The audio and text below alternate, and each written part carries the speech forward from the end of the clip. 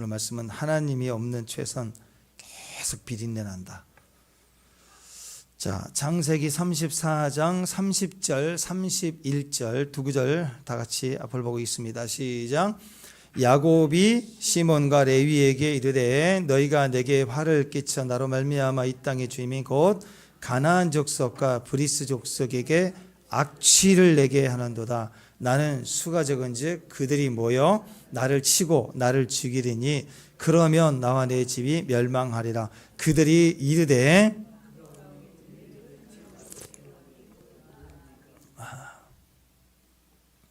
자, 야곱이 노예에서 너희가 행한 행위로 악취를 내게 했다. 화를 당하게 했고 악취를 내게 했다. 그랬더니 31절에 야곱의 아들들이 비린내를 더 내더라. 그죠? 네. 지금 상황을 파악을 못하는 거예요. 자기 억울하고 분노하고 자기 하고 싶은 것만 억울하다고 외치는 냄새. 혹시 이 냄새 나나요? 네. 저는 비린내 같은 게 나더라고요. 네. 자, 우리 모습이지 않을까 싶습니다. 여러분, 우리가 매일 예배를 드리는데 예배의 가치가 큰 이유 중에 하나는 예배는 만남이기 때문에 그렇죠. 아멘. 네. 역사적인 위대한 인물을 기리는 게 아니에요. 만나는 거예요. 그분은 지금도 살아계시기 때문에. 아멘. 네. 그래서 여러분, 예배자들은 예배의 가치, 만남의 가치를 가볍게 여기지 않습니다. 하나님 앞에서의 예배는 만남인 걸 알기 때문에 사람에 대한 어떤 만남도 귀하게 여겨요. 만남을 가볍게 취급하지 않습니다. 왜냐하면 만남이 중요하다는 걸 알았기 때문에. 여러분, 하나님 만나보셨죠? 네. 이 질문하면 만났다 하기도 좀 그렇고 안 만났다 하기도 좀 그렇고, 그래서 진짜 만났냐? 그러면 또 만났다고 또 얘기하기도 또 쉽지도 않고 몇 월 며칠 몇 시에 어떻게 만나냐? 그럼 또 참 애매하기도 하죠. 또 그렇다고 안 만났다 그러면 또 민망하죠. 신앙생활 20년째인데 뭐 집사님이고 지금 권사님인데 안 만났다 그러기는 좀 그런 것 같고, 또 내가 기타도 치면서 찬양 인도도 하고 또 오후마다 매 주일 예배를 섬기는 또 그래도 사역자잖아요. 근데 또 안 만났다고 그러고 계속 이러고 있는 것도 좀 그렇고, 교회 다닌 지 지금 한 20년 30년 믿었는데 심지어는 모태신앙인데 또 안 만났다 하기도 좀 그렇죠. 또 만났다고 얘기를 또 분명히 하기에도 좀 애매모호하고. 창세기 야곱 이야기, 이 야곱 이야기는 성경의 많은 사건들 중에서도 가장 강력한 하나님 만나는 사건 중에 하나입니다. 그래서 오늘 우리가 이 만남, 그거 어떻게 하나님 만났는가, 그게 중요합니다. 여러분, 누구를 만나느냐에 따라서 인생이 완전히 달라져요. 네. 그래서 저는 그런 생각을 해요. 좋은 만남을 위해서 공부도 시키는 거 아니에요, 그죠? 좋은 만남의 기회를 더 주려면 마음대로 사는 것보다 고생하고 노력해서 올라갈수록 좋은 만남의 배경이 있는 것 같잖아요. 안 그래요? 그래서 공부시키는 거 아니에요? 근데 가만히 보면 실력은 내가 키웠는데 만남은 잘 안 되는 경우가 많아요. 그래서 인생이 한순간 꼬여버립니다. 대부분 만남은 노력하면 기회가 많아진 것 같으면서도 아니다는 걸 느껴요. 인생이 가장 소중한 만남은 당하는 거예요. 한번 생각해 보세요. 부모, 자식, 하나님, 내가 노력해서 만나나요? 만남을 당해진 거. 믿음이고 은혜고. 진짜 좋은 친구는요, 저 친구 마음에 들어, 친구 해야지. 그런데 그 친구는 나를 별로 안 좋아할 수도 있어요. 근데 그냥 학창시절에 마냥 좋았던 친구는 그냥 거의 당하는 거예요. 그냥 같이 만나지는 거예요. 합의하고 계약서 쓰는 게 아니고. 그래서 인생은 점점 성숙해 갈수록 당하는 게 축복입니다. 좀 당해야 돼요. 자, 그런 의미에서 하나님 만나면 인생은요 최고의 영광이 되는 거예요. 하나님 만나야 돼요. 인생이 사는 목적은 만나는 거예요. 하나님 만나야 돼. 이 모양 저 모양으로 살아가면서 끊임없이 하나님 만나는 거예요. 그러니까 여러분, 어떤 분은 생선 같은 만남이 있어요. 이런 만남은 좀 피하고 싶어요. 생선 만져보셨나요? 저는 구워진 것만 먹어봐가지고 맛만 좋고 그거 맛있죠. 그것도 화덕 같은 건 기름 쫙 빼지니까. 근데 한 번은 생선 한번 만나서 뭐 좀 해보려고 했더니 지금 막 물컹물컹 거리면서 나중에는요 그 조금 했다고 비누칠하고 뭐하고 닦아도 냄새가 계속 나 손에. 어떤 사람은 이런 만남이 있습니다. 만지면 조심해도 냄새 나는 만남. 비누로 씻어도 냄새 나고요. 원래 생선이라는 한자가 날생자 고울선이잖아요. 신선하다 싱싱하다 그런 뜻이거든요. 그러니까 그 얘기는 반대로 얘기하면 지금은 신선한데 조금만 시간 지나도 금방 상할 수 있다 그거예요. 그래서 옛날에는 요즘 냉장고가 있어서 그렇지 옛날에는 여름철 생선 정말 조심해야 됩니다. 좀 이 돼지고기는 좀 대충 상하다가 상해도 팍 과버리고 막 그럼 좀 대충 넘어갈 때가 있거든요. 생선 안 그래요. 정말 생선을 잘못 먹으면 막 복통 나고 쓰러지고 난리 납니다. 살아있고 신선하다 그럴수록 조심해야 돼요. 금방 냄새나고 금방 상할 수 있습니다. 생선 같은 사람이 있어요. 금방 상하고 금방 만지면 비린내 나요. 좋은데 금방 비린내 나고 같이 오염돼 버려요. 그리고 싱싱해 있는데 그 순간 오염돼 버려요. 그런 만남들이 있습니다. 그런 만남은 참 힘들어요. 계속 가기 힘들어요. 생선 같은 사람이 되면 안 돼요. 하나님 만나면 그 만남이 지속된 축복이 있죠. 그러나 생선 같은 만남은 방금 좋았는데 방금 오염돼 버립니다. 냄새가 나고 계속 힘듭니다. 그래서 만나고 몇 마디 하고 나면 그 다음 주 되면 나눈 말들이 온 교회 친구에게 다 퍼져나가 버려요. 비린내가 다 나. 그러니까 무슨 말을 하면 안 되겠다라는 생각을 하죠. 그것 때문에 수습해야 되고 맨날 하는 얘기가 삼자 대면하자 막 그 친구 때문에 삼자 대면하자는 말들이 막 나오기 시작하고 복잡해지는 거예요. 이게 비린내 나는 인생이에요. 생선 같은 인생입니다. 그런 만남들은 참 좋지 않는 만남인 것 같아요. 교회도 부흥의 시기로 이렇게 올라갈 때가 있습니다. 교회가 부흥으로 들어가기 시작할 때는 교회는 온통 주님에게만 집중되어 있어요. 그러니까 그때는요 사람끼리 뭘 만나고 웃고 떠들고 모이고 마시고 모임하고 그런 시간들이 좀 줄어듭니다. 그런 시간이 성도의 교제라는 게 나쁜 건 아니에요. 필요해요. 우리가 예배만 드릴 수는 없죠. 근데 어떤 경우는 예배는 형식이 되고 줄어들고 사람들께 모임이 더 많아져요. 비중이 많아져요. 그러면 끝나고 나서도 모이고 끝나고 나서도 또 주중에도 따로 모이고 이렇게 친구 관계가 많아지면 이상합니다. 사람은요 아무리 주의해도요 사람과 사람의 만남 속에는 비린내 나게 돼 있어요. 교회 모임도 그래요. 자꾸 모일수록 이상하게 비린내가 나요. 그래서 교회가 진짜 부흥의 시기로 들어가면요 심지어 이런 경우도 있어요. 교회가 어떤 분이 교회 오고 주중에 어떤 분이 교회 왔는데 어머 집사님 권사님 하고 인사만 하고 화장실 가고 뭐 하는데 안 보여. 어디 갔냐면 기도하러 교회에 앉아있어. 근데 나도 그것 때문에 교회 한 3시간씩 가만히 기도하고 있다가 둘이 차 한잔도 못하고 그냥 가고 원수도 아닌데 그죠? 원수면 기분 나빠가 말도 안 할 텐데 그게 아니라 진짜 사랑하고 서로 좋아하거든요. 근데 임재가 강하면 별 할 얘기가 없어요. 그러니까 모든 사람이 임재로 자꾸 들어가기 시작하면요 생선 냄새가 안 나요.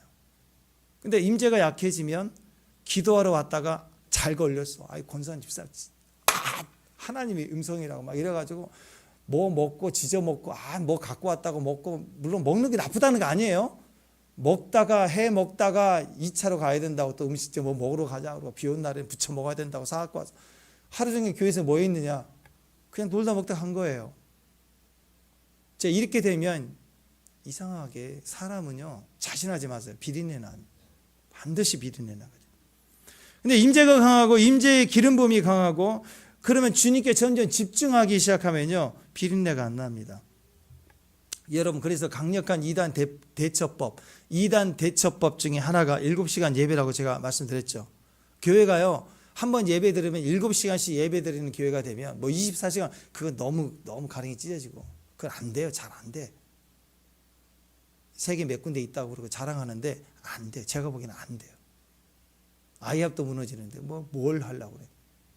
그냥 7시간만 한 번 예배에 7시간만 드려도 돼요. 제 생각은. 우리 교회 주일날 7시간 예배라면 어떤 일이 벌어질까요? 아니 생각해 봐요. 한 3시간 찬양하고 한 설교 한 2시간 하고 그리고 한 2시간 막 기도하고 기도 사역하고 막 기도하고 임재에 누워있고 그러면 7시간 배고파 죽으려고 그래요. 그러니까 예찬 뭐 다 없어지는 거예요. 올라올 때 봉지에다가 우유빵 다 들고 올 거라 아마. 그래서 찬양하다 배고프면 먹고 누워있고 막 그럴 거 아니에요. 누워있다 벌떡 일어나서 배고프면 우유 먹고 누워있고 그러면 지쳐요. 여러분 생각해 보세요. 7시간씩 예배 드리고 나면 예배 끝나면요 그냥 곧장 흩어지게 돼 있어요. 지치니까. 한번 생각해 보세요. 우리 교회만 보더라도 오후 큐티까지 하면요 찬양까지는 괜찮은데 큐티까지 한 40분 더 하라고 그러면 엄청 피곤해요. 임재가 무거워서 그런 거예요. 아시죠? 그러니까는 뭐 신천지, 새천지, 헌천지 막 추수꾼들 뭐 온다고 그래도 7시간 같이 기다리다가 변화가 되든지 아니면 7시간씩 임재에 누워있다가 집에 그냥 곧장 가니까 만날 시간 뭔가 접촉을 해야 미혹을 하지. 안 된다고. 견디는 게 힘들어요. 그게 마지막 때 능력이라고 저는 생각해요. 그래서 어느 날 갑자기 우리 예배가 한 7시간씩 늘어났으면 좋겠어요. 근데 그런 일들이 종종 한 번씩은 있었거든요. 예전에 한 번씩 있었어요. 아마 그런 일들이 언젠가는 터질 것 같아요. 자, 대충 주일 낮 예배만 드리고 튀잖아요. 그러면 몸이 좀 덜 무거워요. 한 반쯤 무거워지다가 튀니까. 그러면 오후쯤 되면 2시, 3시쯤 되면 피곤해서 쉴까요? 한번 생각해 보세요. 2시, 3시쯤 되면 집에 가서 뭐 할까요? 괜히 돌아다닌다고. 누구 만나고 수다 떨고. 누구 만나봐야 생선 만남이에요. 안 그래요? 한번 생각해 봐요. 비린내 밖에 안 나요. 썩은 것 냄새 난다고. 만남이라는 것은 주일 오후에 가서 만나고 쉬고 하는 게 다 TV 보고 뭐 하고 한잔하고 뭘 피고 냄새 나고 그러면 주일 저녁 진짜 성도라면 주일 저녁쯤 되면 망치는 거예요. 주일 저녁을 망친 거예요. 집에 오면 찝찝하고 그런 마음으로 주일이 첫날 저녁이 무너지면요. 오전에 예배하면 뭐예요? 오후에 무너지면 일주일 내내 한 주간을 영으로 이길 수가 없어요. 그게 아무것도 아닌 것 같아도 못 이긴다고. 이게 생선입니다. 근데 배터리 같은 만남이 있어요. 배터리 같은 만남. 배터리 같은 만남은요. 만나면 충전돼요. 막 충만이 돼요. 충전돼요. 배터리 같은 사람은 펄펄 뛰는 거예요. 우리 주변에 배터리 같은 사람 있어요. 막 펄펄 뛰어요. 막 팍 점프 그냥. 앉기만 해도 팍 튀어 스파크가 막. 근데 그러다가 또 며칠 안 보여. 방전된 거예요. 펄펄 뛰다가 갑자기 또 며칠 안 보여요. 잠수 타고. 방전되면 아무것도 아니에요. 휴대폰도 그러죠. 충전되면 뭐 별걸 다 해요. 뭐 게임도 하고 사진도 찍고 뭐 문자도 보내고. 근데 방전되면요. 깡통됩니다. 이 휴대폰 있으면 아무 소용이 없어요. 방전되면. 그러니까 배터리 같은 사람은 뭘 뜨겁고 펑펑 뛰고 맹탕하다가 됐다가 확 뜨거웠다 맹탕하다가 막 설쳐대다가 없어지고 설쳐대다가 없어지고 막 그렇게 하다가 그때 깨닫는 거죠. 아, 이게 방전되면 안 되는 거구나. 그래서 성숙해. 배터리가 성숙하면 매너라가 됩니다. 매너라가 되면요. 아, 내 힘으로 안 되네. 뜨겁다고 되는 게 아니라 계속 유지되고 충만돼야 되는구나. 그래서 거기서 완충되는 걸 좋아해요. 포도나무 가지 같은 요한복음 15장에 나와 있는 포도나무 가지 같은 사람이 됩니다. 매너라가 되는 거예요. 포도나무 가지에 붙어 있는 사람. 그러니까 날마다 공급받고 또 공급받으니까 계속 뿌리를 내리고 거두고 흔들림이 없는 신앙이 된다라는 거예요. 그래서 만남 중에 최고의 만남은요. 하나님 만나는 거예요. 사람 만나려고 그러지만 하나님 만나야 돼요. 끊임없이 하나님 만나려고 해야 돼요. 하나님 만나는 게 우선이 되지 않으면 모든 만남, 모든 관계 속에서 악취가 나요. 자기 힘 갖고 뛰면 뛸수록 반짝 뛰다 끝나버리는 거예요. 오래 못 가요. 그리고 상태도 원래 안 좋아지고. 자기 상태도 안 좋은데 계속 뛰면 괜히 여러 사람 죽여요.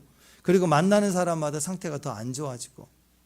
왜 주변을 막 오염시켜 가는 거예요? 쓴뿌리를 조심하라고 그랬죠. 쓴뿌리가 나면 주변을 다 아프게 하는 거예요. 오염되고 병들게 한다라는 거예요. 그러니까 제일 중요한 거예요. 나부터 하나님 만나야 돼요. 나부터 하나님 만나야 됩니다. 예배의 자리로 와서 하나님 만나야 됩니다. 대충 직장생활 하듯이 그렇게 예배하면 절대 안 됩니다. 만나는 곳에 하나님 진짜 만나야 돼요. 안 만나니까 힘든 거예요. 거기서 변화가 된다. 하나님 만나지 않고 내 수단, 내 능력, 내 힘으로 뭘 해보려고 할 때 오늘 야곱도 그렇고 아들들도 그렇고 문제 하나 터지니까 문제를 해결하겠다고 길길 뛰다가 문제가 더 확장돼 버렸죠. 가족이 몰살당한 일을 만들어 버린 거예요. 오늘 야곱의 아들들을 보십시다. 야곱의 아들들은 결국 믿음으로 포장했어요. 할례 받아라.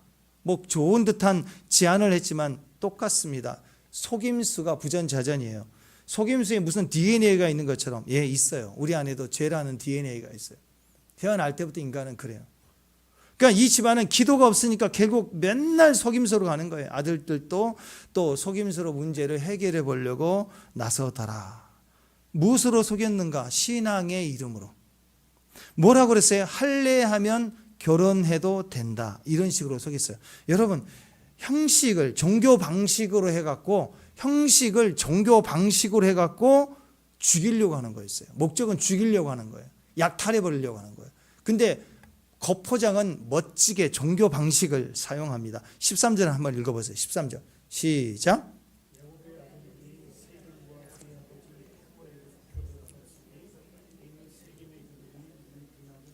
네, 속여 대답했다. 다 똑같습니다. 할례 받으면 할례 받아라. 할례 받으면 결혼한다. 우리 식으로 얘기하면 세례식 그런 거예요. 세례식. 우리 가운데서도요, 세례 받아야 구원받는다라고 생각하는 분들 아직도 있는 것 같아요. 세례식 또 세례 받아야 된다 그러면 되게 신앙적으로 보이잖아요. 안 그래요? 근데 아니라는 거예요. 여러분, 구원은 믿음으로 받습니다. 구원은 믿음으로 받지 세례식 한다고 구원받는 게 아니라고.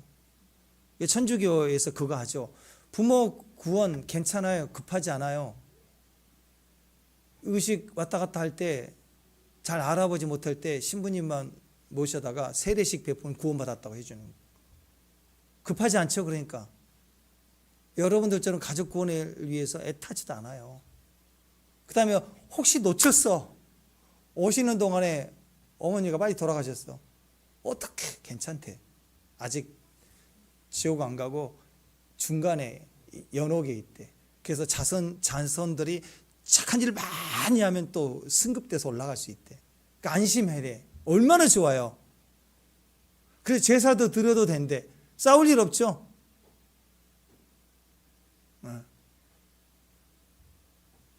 자, 그런 식입니다. 그게 핵심이 세례예요. 세례 받으면 구원 받는다라고 생각하는 거예요. 그러면 천주교인들만 그럴까요? 아니에요. 제가 보기에는 우리 안에도 이런 식의 믿음이 많이 있는 것 같습니다. 할례도 그렇고 세례도 그렇고 오늘 할례 이야기를 한번 세례로 바꿔서 생각해 보십시다. 할례를 받아야 우리가 같아진다. 믿는 자가 된다. 이렇게 얘기를 하면서 결혼하려면 할례하라 그 얘기 하잖아요. 이미 세례 받으면 구원받는 게 아니고 이 세례는요, 이미 믿고 구원받은 백성이 구원의 표정으로 세례받는 거예요.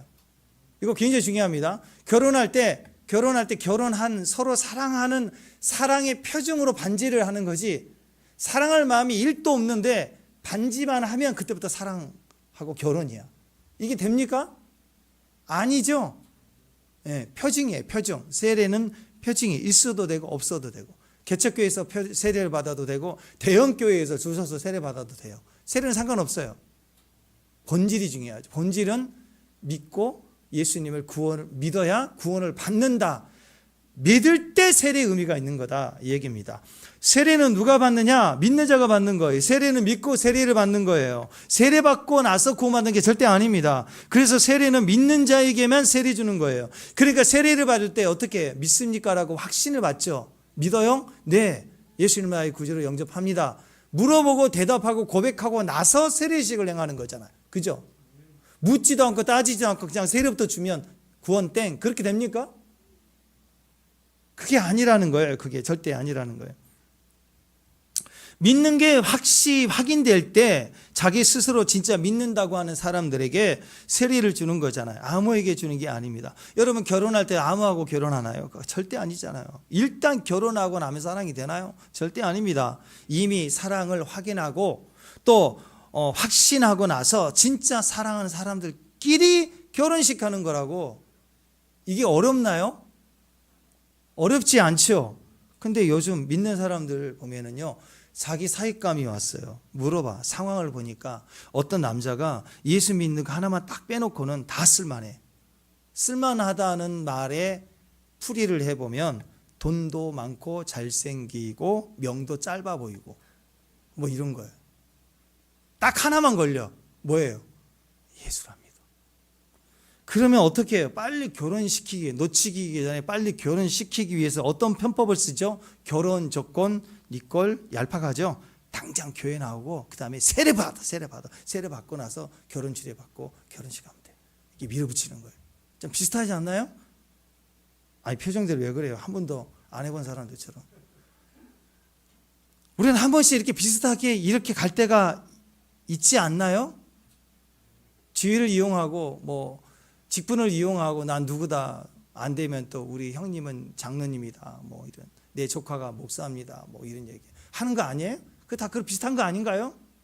얼른 세례부터. 진짜 사랑하니? 그 물어보지도 않아. 정말 예수님을 믿고 어떤 주님을 만났니? 라는 얘기는 안 물어봐. 교회 다니니? 몇 년 됐니? 11조 아는 신앙이 있니? 그것만 따지는 거야. 아닐 수 있어요, 여러분. 그럼 우리가 이용하는 거예요. 명 짧아 보이니까. 그런 거예요, 그런 거. 여러분, 세례가 무슨 확증이에요? 확인이에요? 아닙니다. 세례가 아니라 믿음이 확증이고, 믿음이 세례보다 먼저입니다. 믿고 난 결과가 세례인데, 세례 받으면 구원도 된다? 결혼도 된다? 그건 눈 가리고 아웅이죠. 결국은 다들 여기 보세요. 하몰도 그렇고 야곱의 아들들도 그렇고 포장된 가짜 믿음이죠.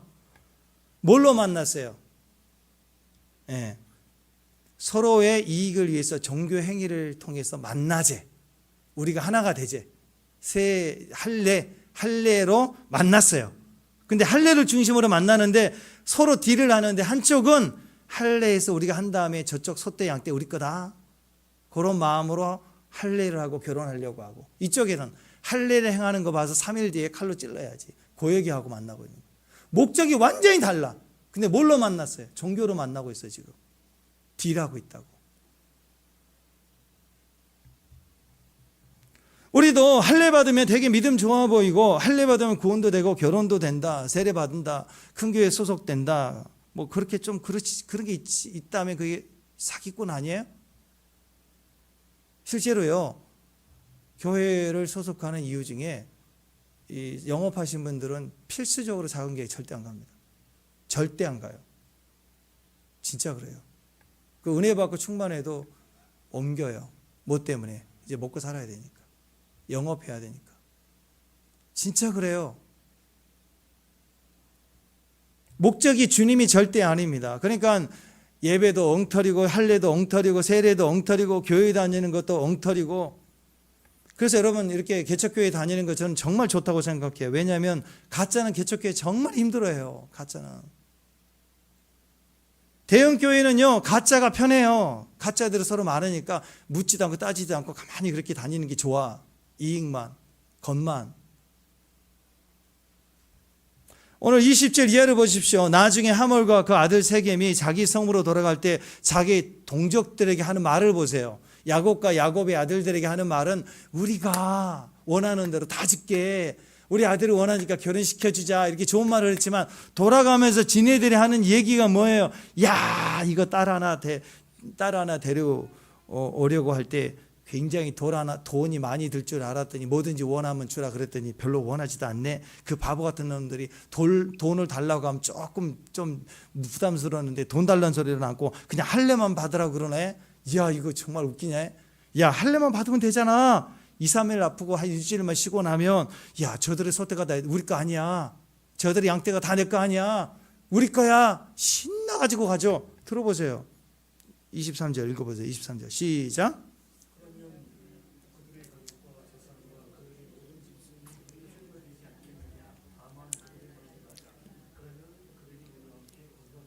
우리 거 된다라는 거. 먹겠다는 거죠. 아들이 원한 결혼. 아들이 잘못했지만 사죄하고 좋은 결혼, 좋은 관계로 가자. 그 뜻이 1도 없는 거예요. 목적은 어디예요? 뺏으려고 하는 거라고. 여러분, 세상 논리 속고 속이는 겁니다. 그 끝은 반드시 100% 불행입니다. 절대로 불행으로 끝나요. 절대 문제는 해결되지 않습니다. 그러니까 어리석게도 우리는 잔머리 굴리면 안 돼요. 세상 방식으로 따라 사는 게 잔머리예요. 더 큰 불행이고 더 큰 난제에 놓이게 됩니다. 어떻게 해야 될까요? 그 문제 앞에서 하나님의 방법, 하나님 말씀의 방법을 따라가야 됩니다. 그게 맡기는 거예요. 하나님께 맡기면 완성되고 맡겨야 안식이 됩니다. 맡기지 못하면 자기가 결정을 못해요. 하나님께 맡기지 못하니까, 야곱이 결정하지 못하니까 아들놈들이 나서서 결정해버려요.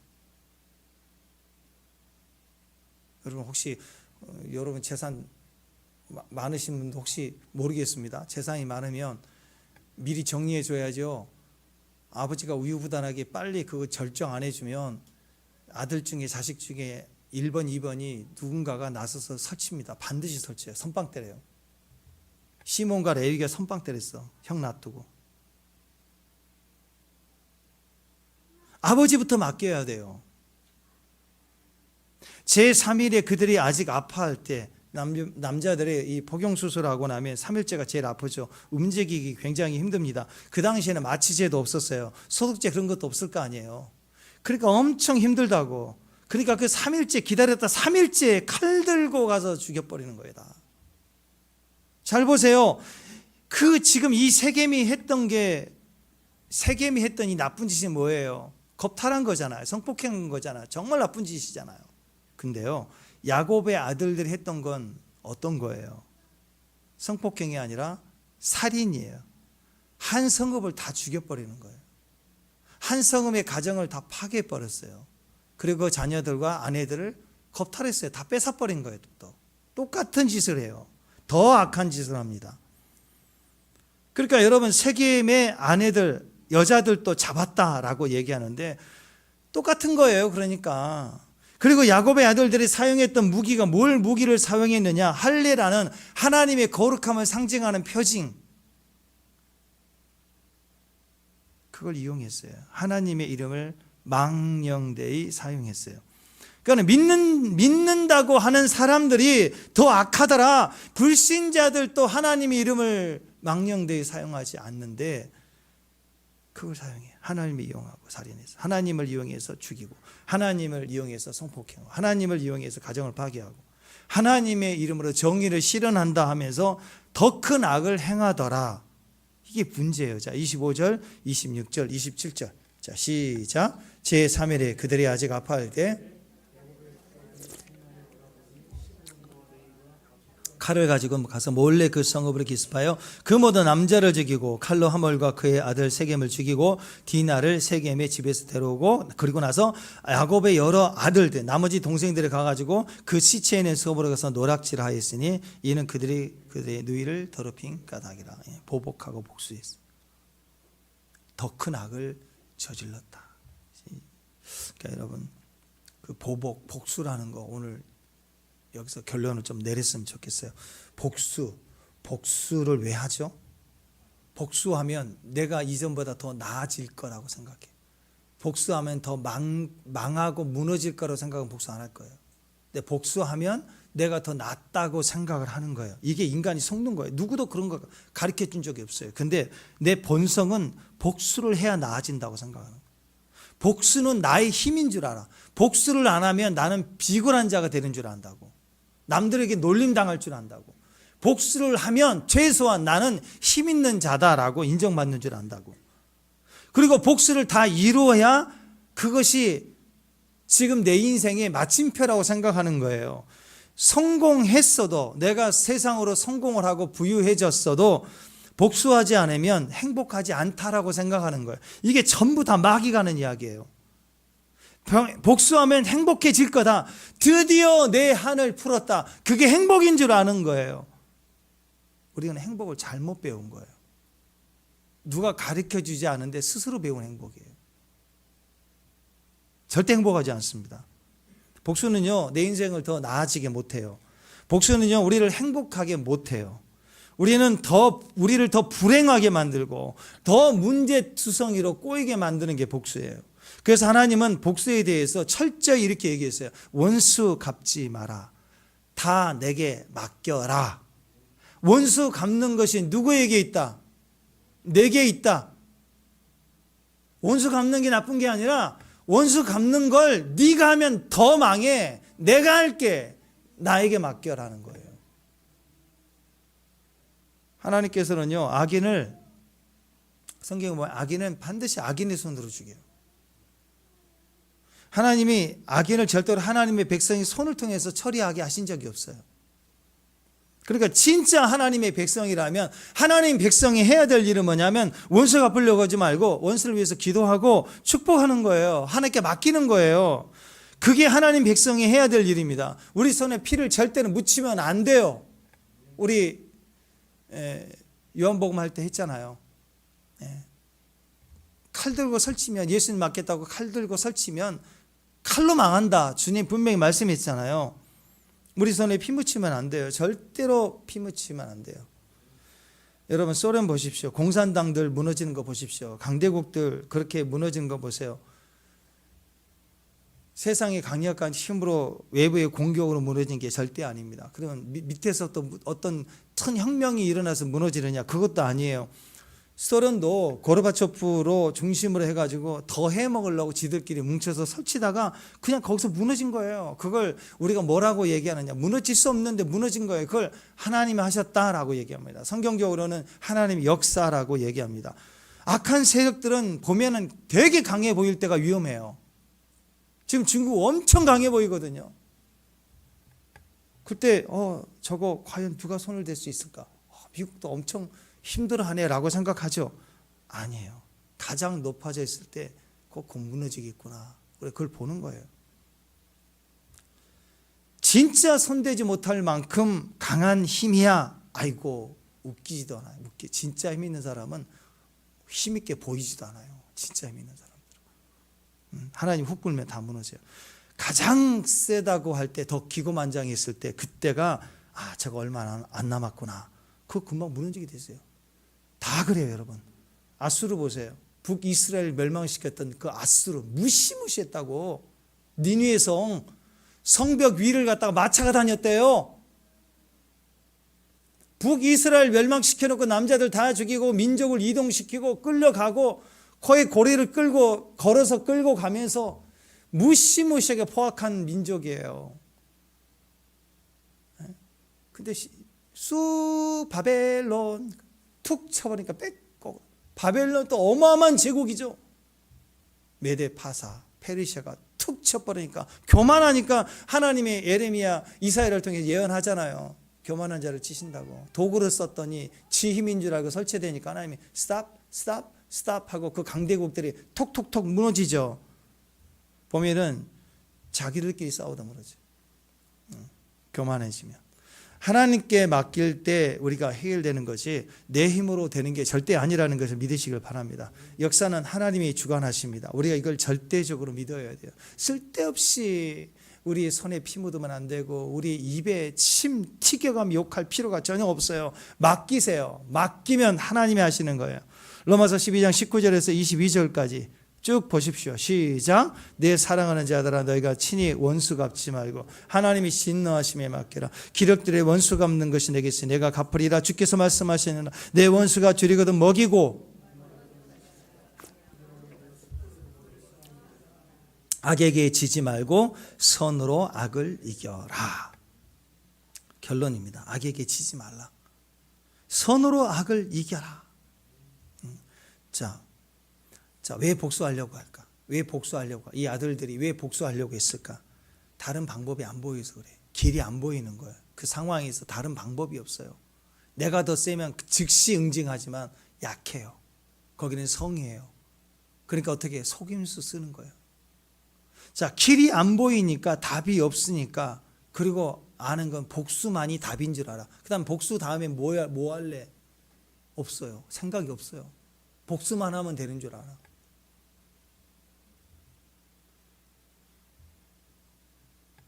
왜 야곱의 아들들이 보복의 길을 선택해서 망하게 되었느냐? 그게 답인 줄 아니까. 여러분, 사람은 다 그래요. 내가 아는 게 답인 줄 알아요. 그러니까 그거 하고 있는 거야. 내가 아는 게 답인 줄 알고. 내 눈앞에 다른 해결 방법이 안 보이니까 내가 아는 게 답인 줄 알고 간다고. 그럼 그 다음은 몰라요. 그건 잘 몰라. 일단 그것만 답인 줄 아는 거예요. 근데 아닙니다. 여러분, 어떤 상황에서 답이 있어요. 내 눈에 안 보일 뿐이지. 출애굽기 보십시오. 뒤에는 애국 군대가 쫓아갔어요. 앞에는 홍해가 있습니다. 꼼짝달싹하지 못하고 갇혔어요. 우리도 이 상황이 되면 멘붕이 오죠. 그러니까 원망하는 거예요. 답이 없으니까 여기를 끌고 와서 우리를 여기서 죽이려고 하는도다. 원망하잖아요. 답답해도 이런 상황이 되면 왜 하나님께 몸부림치지 않아? 방금 전까지 일어났던 10번의 대애굽에 임한 권능은 다 잊어버린 거예요. 아니, 멘붕 오면 하나님께 엎드려야죠. 답이 없으면 하나님께 엎드려야죠.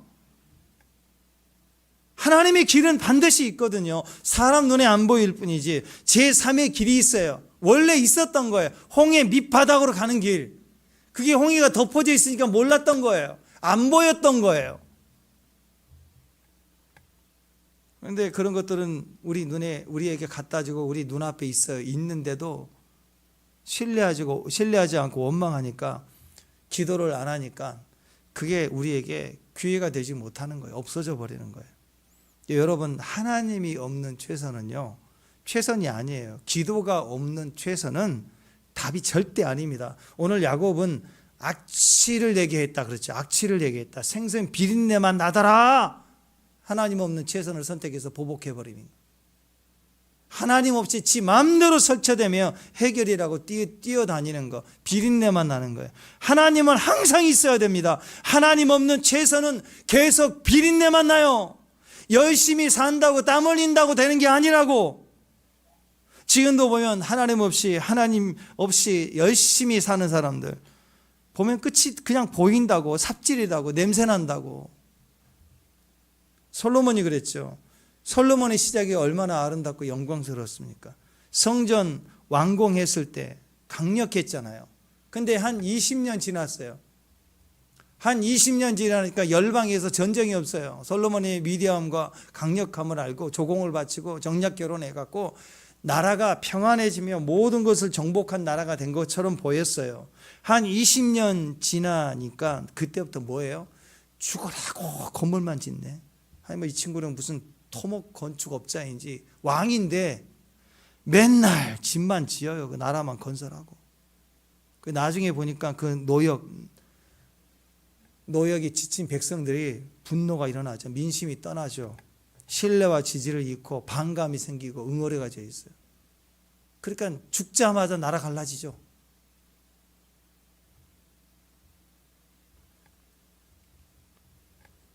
그러니까 거기서 나오는 표현이 뭐냐? 솔로몬이 살아있을 동안에는, 성경 보십시오. 역대기 보면 솔로몬이 살아있는 동안에는, 솔로몬이 살아있는 동안에는 여러 번 얘기를 해요. 자꾸 등장해서 주님 말씀하세요. 솔로몬 보세요.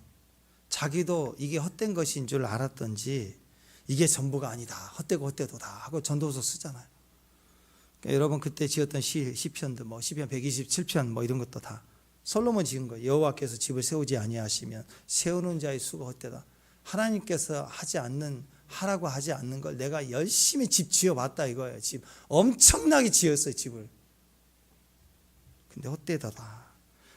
여호와께서는 집 지어 주시는데 여호와가 아닌데 내가 집 지은 건 다 헛되도다. 그리고 성을 지켜 주셔야 되는데 파수꾼이 깨어있는 게 다 헛된 거구나. 아무것도 아니구나. 내가 지킨다고 할 때 그거 망하는 거구나. 하나님이 지켜주셔야 그게 지켜지는구나. 그래야 뚫리지 않는 거구나. 그걸 깨달은 거예요. 그러면서 하는 마지막 결정판이, 그래, 하나님이 사랑하는 자에게는 잠을 주신다. 여러분, 잠자는 사람 건축해요? 잠자는 사람들 파수해요? 성을 지킬 힘이 있어요? 잠자는 사람이? 아니죠. 근데 사랑하는 사람은 잠자게 하신대. 그 말은 뭐예요? 반대로 보면 우리 얘기 아니에요? 우리는 잠도 못 자면서 일만 하고 집 지으려고, 내 집 마련하고, 성 쌓으려고, 성 지키려고 바둥바둥 스트레스 받아가며 염려하며 맨날 뛰어도 보면은 은행 창고로 맨날 딸리고 쪼들리고 빈손이고. 좀 손에 쥘만 하면 훅 불면 날아가 버리고 뭐 하나 되는 일 없고 통도 잠을 못 자요. 잠을 못 자고 일하는데 안 되는 거예요. 그런데 주님은 사랑하는 자에게 잠을 주신다는 거 뭐예요? 너는 잠 자도 돼. 내가 집 줄게. 내가 지켜줄게. 그거 아니에요? 자, 보십시다. 시편 127편 1절 2절 시작.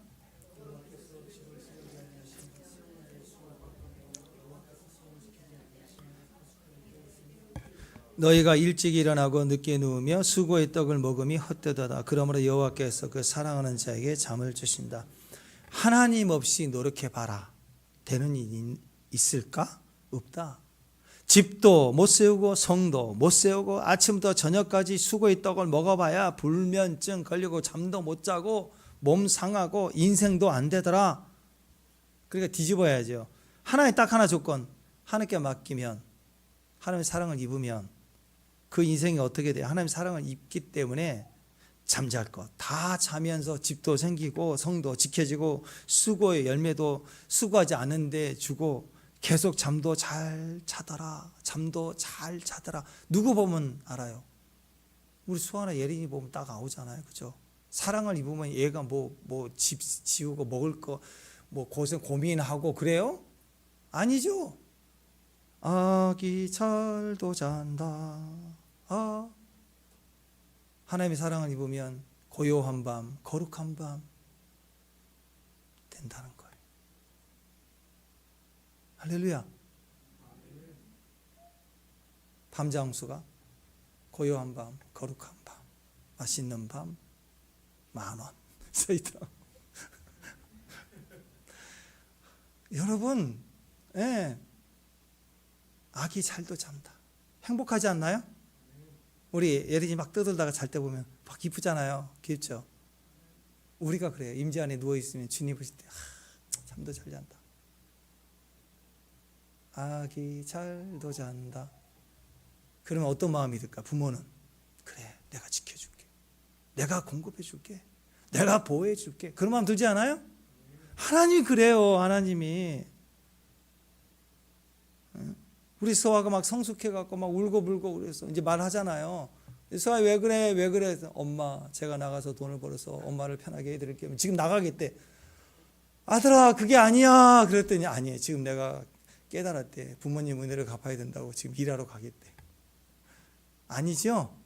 초등학생으로 봅시다. 초등학생. 아니 우리 찰레라고 생각해. 우리 찰레 정도 됐는데 각오를 했대. 학교 안 가겠대. 왜? 일해야 되겠대. 엄마 아빠 먹여 살리겠대. 지금 당장 안 하겠대. 아니 그게 맞아요? 마음은 기쁘지만 그게 기쁠 일이에요? 애가 그 나이 학교를 안 가면? 저 나이 때는요 게임도 하고 약간 거짓말도 하고 안 했다고 그러고 막 그런 게 웃기는 거예요. 그러면서 잘하는 거지.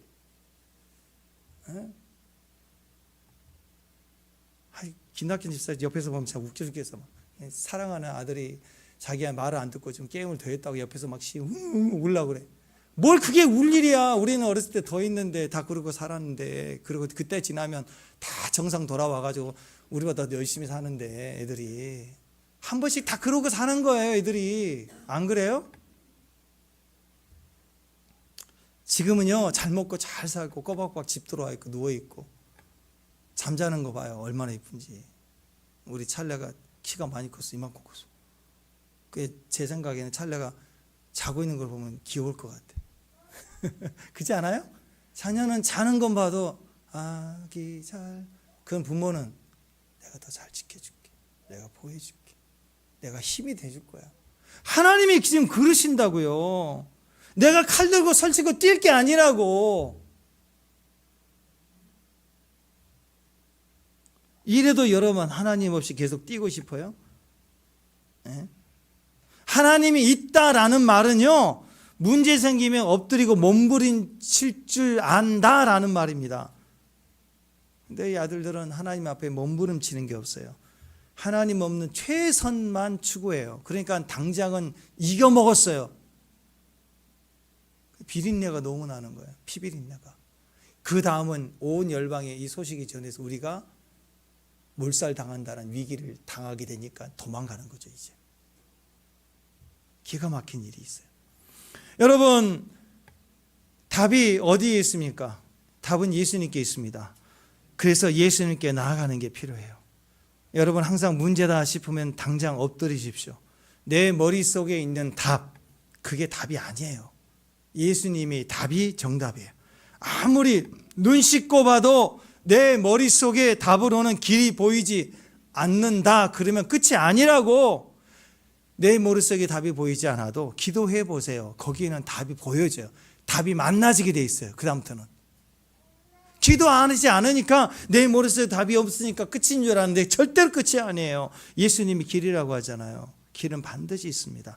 내 머릿속에 있는 길만 생각하지 마시고 예수님이 길이니까 기도하며 엎드리면 그 예수님의 길이 보여져요. 그 길을 가게 하시는 분이 예수님이에요. 요한복음 14장 6절 시작. 예수께서 이르시되 내가 곧 길이요 진리요 생명이니.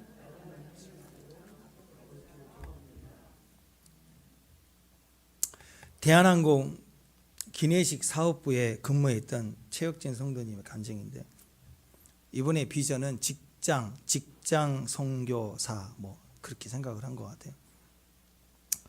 자기는 직장에서는 빛과 소금의 역할을 감당하는 사명자, 자기는 선교지 파송된 사람처럼 직장에서는 직장 사역자, 이런 비전을 가졌고, 또 교회에서는 난 진짜 참된 예배자, 그 교사를 섬겼나 봐요. 진짜 참된 그리스도의 교사. 이게 교회에서는 사역자, 예배자, 그리고 세상에서는 참 빛과 소금 역할을 감당하는 사명자. 나는 직장 가는 게 아니라 사명 감당하러 간다. 이런 마음으로 이분이 대한항공에 들어갔어요. 근데 문제가 생겼어요. 승진 시험을 딱 보는데 주일날 보는 거예요. 주일날. 그게 전통이에요. 대한항공 유명하잖아요. 비행기 살 때마다 고사 지내고 유명하죠. 근데 좋은 직장인이 되려고 하는 게 비전인데, 좋은 직장인이 되려면 승진도 해야 되잖아요. 근데 승진을 해야 되는데 시험을 주일날 보는 거예요. 주일날 시험을 보면 주일 성수가 안 돼. 좋은 예배자 깨지고 좋은 교사 깨지고. 선생님 결석하니까. 이거 어떻게 하지? 엄청 갈등이 생겼어요. 결론을 어떻게 내야 될까? 그래서 양쪽 극단의 생각을 해봤어요. 극단적 결론을 내린다. 그러니까 이곳은 고사 지내는 사탄이 지배하는 기업이야. 그러니까 싸워야 돼. 사표를 쓸 각오를 하고 장엄하게 선포하고 나와야 돼. 이런 놈의 회사 내가 다닐 수 없다. 나는 돼지머리 엎드리는 그런 회사에서 있을 수 없어. 신앙의 힘으로 나는 사표를 던지고 나왔어. 승진 여기서 받아봐야 내가 신앙을 속여서는 안 돼. 그럼 난 뛰쳐나왔다 하고 또 다른 직장 알아보면서 여기저기 간증하면서 내 신앙에 어떤 자랑으로 삼을 수도 있겠다. 이런 극단적인 생각을 한번 해본 거예요. 근데 이게 참 어려울 것 같은 거예요. 또 반대로 비겁하게 신앙 타협을 했다. 그냥 믿음 한 번만 팔아먹고 1년에 한 번 기회 있을 때 시험 보는 거니까.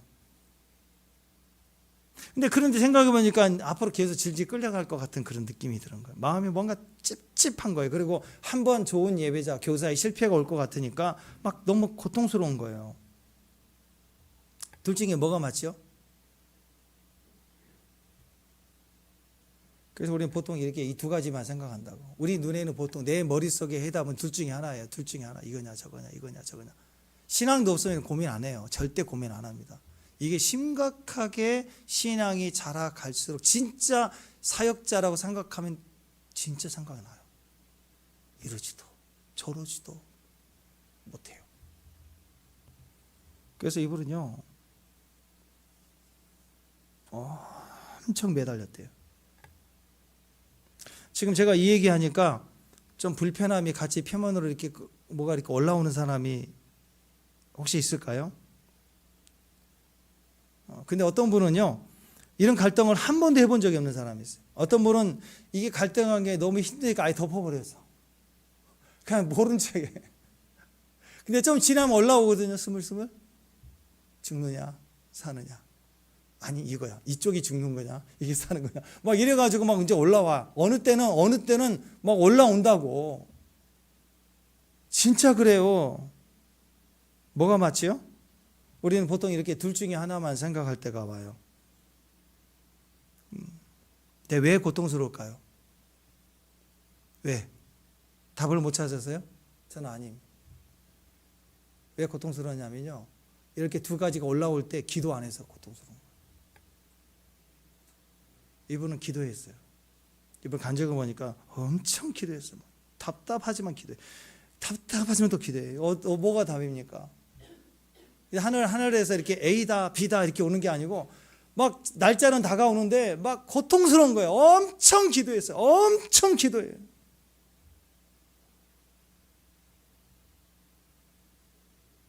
주님, 저는 답을 못 찾겠습니다.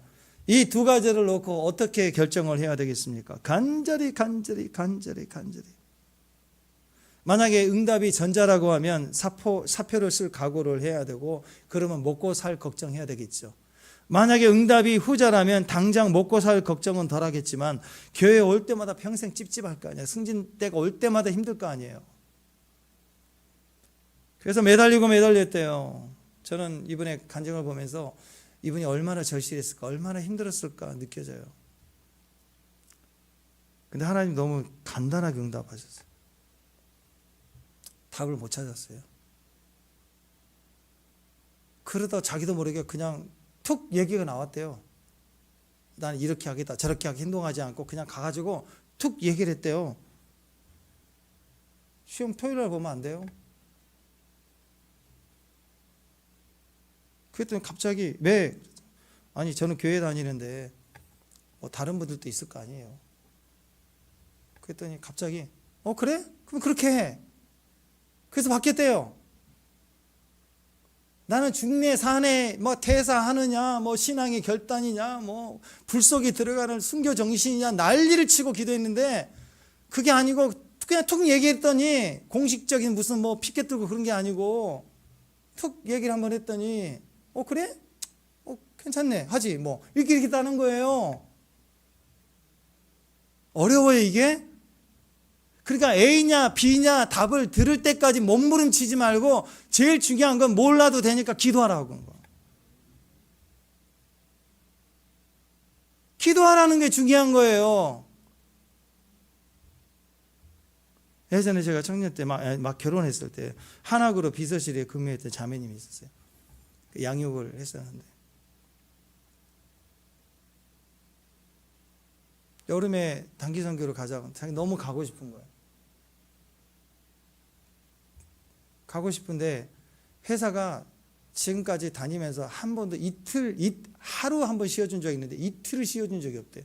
그때는 뭐 요즘처럼 한 30년 전이니까 그게 없죠. 뭐 퇴사에 나가 뭐 이러면 되니까.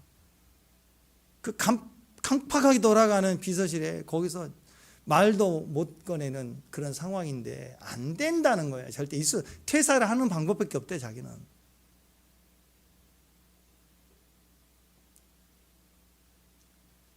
근데 우리가 기도했어요. 가고 싶은 것이 진실이면 기도하자고. 기도했어요. 근데 이 사람이 못 일어나더라. 임지 앞에서 누워버렸어요. 성령이 취해버렸어요. 답은 없어요 그냥. 그래서 출근했어요. 월요일날 출근했는데 전화가 왔어요. 오전에 한 10시, 11시 된다. 전화 왔어요. 우리 사모한테 전화하고 저한테 통화를 받고. 옆에서 통화를 들어보니까 출근했는데 머리가 해롱해롱 어지럽고 뭐 지금 비서실 난리 나잖아. 지금 뭐 말단 뛰어다녀야 바쁜데 자기는 이제 커리를 쌓아가야 되는 막 신입이고 막 제일 센 데 들어와가지고 막 엄청나게 막 지금 뛰어야 될 텐데 애가 맹맹해가 술 취하고 들어오니까 이게 정상이 되겠냐고. 몸이 너무 아픈 거 같고 힘들고 어지럽고.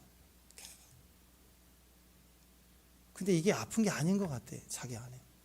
그래서 찬송이 들리죠. 주님만 생각나죠. 이게 진짜 아프면 병원에 가야 되지만 이게 임재로 그런 거면 주님이 더 축복을 해주시는 거라고. 그러고 나서 전화를 잘 듣고 있어요. 주님 축복합니다. 그랬더니 화당 소리가 나더니 쓰러져 버린 거예요. 전화 받고. 그래가지고 거기 응급실로 가고 막 그 의무실로 가고 난리가 났는데 덕분에 하루 종일 쉬었대. 과로해서 그런 줄 알고 임재로 그냥 쓰러져 버린 거예요. 이 자매가. 전화를 안 받아요. 그때 용기가 생기더래요. 그때 그래서 일주일 플러스 이제 주일 끼고 하면 8일이니까 8일 정도 나 단기 선교 가고 싶다. 교회에서 선교 가는 거. 그랬더니 위에 그 비서실 그 위에 있는 고참이 그래? 그럼 가. 너무 간절하네. 조퇴하는 것도 막 푸시 주고 뭐하고 난리치는 그 강팍한 상황에서 매달리다가 그냥 어느 날 툭 던지니까 가 그러더래. 너무 쉽게. 인생은요 그런 일들이 있어요. 절대 안 되는 게 없다고. 그냥 쉽게 오케이 할 때가 있다고. 임재와 기도는 우리에게 새로운 가능성이에요. 내가 막 꼼수를 치고 뭐 내가 아프니까 한 번만 빠지면 안 되겠습니까 하고 막 뭐 딜을 해가며 선물 바쳐가며 그렇게 구질구질하게 선교가고 그런 거 아니라고요. 툭 던지면 툭 와요. 중요한 건 내 마음의 그 감동이 진짜인가 가짜인가 속이려는 마음이야 진짜이면 그것을 구하면 된다라는 거예요. 여러분 내가 아는 길이 다가 아닙니다. 내 눈에 보이는 길이 다가 아니에요. 그거 설명해 준다고 이해가 되는 게 아니에요. 출애굽기에서 홍해 바다 밑 길이 있다는 거, 그 길을 걸어가게 될 거라는 거 누가 생각이라 했겠냐고요. 예수님이 걸어가실 때 갈릴리 위에 무리를 걸어가실 거, 베드로가 무리를 예수님과 함께 걷게 됐다는 거 한 번도 누가 생각해 본 적이 있냐고요. 우리 눈에는 안 보이는 길이지만 주님은 이미 그 길을 우리에게 예비하시고 걷게 하셨어요.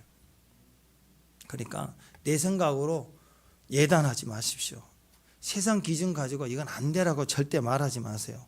자기 머릿속에 있는 답이 다가 아닙니다. 답은 예수님이에요. 길이 예수님이에요. 그러니까 엎드려 구하고 그리고 지나가는 거예요. 물이 갈라지든지 무리를 걷게 되든지 둘 중에 하나라고 그랬죠. 아멘. 마태복음 7장 7절. 자, 시작. 구하라 그리하면 너희에게 주실 것이요 찾아라 그러면 찾아낼 것이고 문을 두드리라 그리하면 너희에게 열릴 것이니. 야곱 보세요. 문제 터졌는데 천하 영적 거장인 야곱조차도 널브러져 있고 멍 때리고 있으니까 결정을 안 해주니까 애들이 결정해 버리죠. 아버지는 영적 가장은 결정해 주는 거예요. 그거 굉장히 중요합니다. 힘쓰는 자가 아니라 결정해 주는 거라고. 애들이 힘쓰는 거예요. 우리 삶 가운데 영적 시름이 전혀 없다는 얘기는 뭐예요? 믿음 없이 내가 멍때리고 있다는 거예요. 하나님께 구하지 않고 하나님께 맡기지 않았기 때문에. 여러분 하나님께 맡기세요. 그러면 전쟁 시작되고 전쟁이 시작되면 또 맡기는 거예요. 염려 있을 때 엎드리고 걱정 있을 때 엎드리고 문제 있을 때 엎드리고 끊임없이 엎드리면서 가다 보면 그냥 돼, 그냥 해, 그냥 그렇게 하지 뭐 어렵게 바뀐다고요. 내가 꼭 답을 듣고 힘쓰려고 하지 마세요. 그냥 기도하는 거예요. 그리고 지나가는 거예요. 말만 하면 돼요. 날 이걸 원한다고.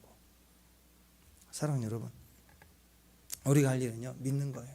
믿는다는 말은 주님께 맡기는 거고 맡기는 행위는 기도라고. 기도하셔야 돼요. 어떤 상황이 있어도 길이 보이지 않을 때, 나는 끝났다고 생각할 때, 무너질 때, 답답할 때, 어려울 때, 힘들 때, 뭔가 힘을 억울하다, 보복하겠다 그러지 말고 힘쓰려고 하지 말고 엎드리는 것부터 하십시오. 그럴 때 축복하고 맡길 때 하나님이 우리를 위해서 일을 하시는 것입니다. 우리 인생을 돌아보면 그렇습니다. 돌아보면 돌아볼수록 우리 야곱 인생을 보면 산 넘어 산입니다. 산 넘어 산. 에서의 산을 넘으면 삼촌의 산이 있고 라반 산을 넘었더니 지속적으로 죽고 사는 산이 계속 넘치고 오늘 또 세계 맞더니 또 이 멸절 당할 위기를 또 당하고 인생은 계속 산 넘어 산입니다. 어떤 문제는 감당하기 힘들고 이제 끝이구나 느껴질 그런 느낌을 주는 문제들도 있습니다. 예측하지 못할 만큼 우리는 우리 삶의 불행을 경험할 수 있습니다. 그러나 마귀는 그때 우리가 두려워하고 염려하고 탓하고 무너지게 해서 망하게 하는 거예요. 그러니까 뭐 하면 되냐면 기도하면 돼요. 그때 기도하면. 우리가 뭘 알고 가나요? 알고 가요? 믿고 가지? 믿는다는 말은 기도하는 거예요. 믿음으로 하나님께 맡기라는 겁니다. 그러면 주님이 우리에게 길이 되어 주신다. 절대 세상 방법 따라가지 마십시오. 복수에는 반드시 비린내가 나요. 세상 방식은 절대 답이 아닙니다. 악취를 내고 집안 다 망하게 하는 거예요. 그러니까 기도하고 원수를 축복하고 하나님께 맡기는 것, 그때 하나님께서 우리를 하나님의 길로 우리를 인도해 주실 것입니다. 5월 달에는 하나님이 인도하시는 길로 가정마다 동행하시기를 주님의 이름으로 축원합니다. 다 같이 일어나셔서 우리의 고난을 주님이 다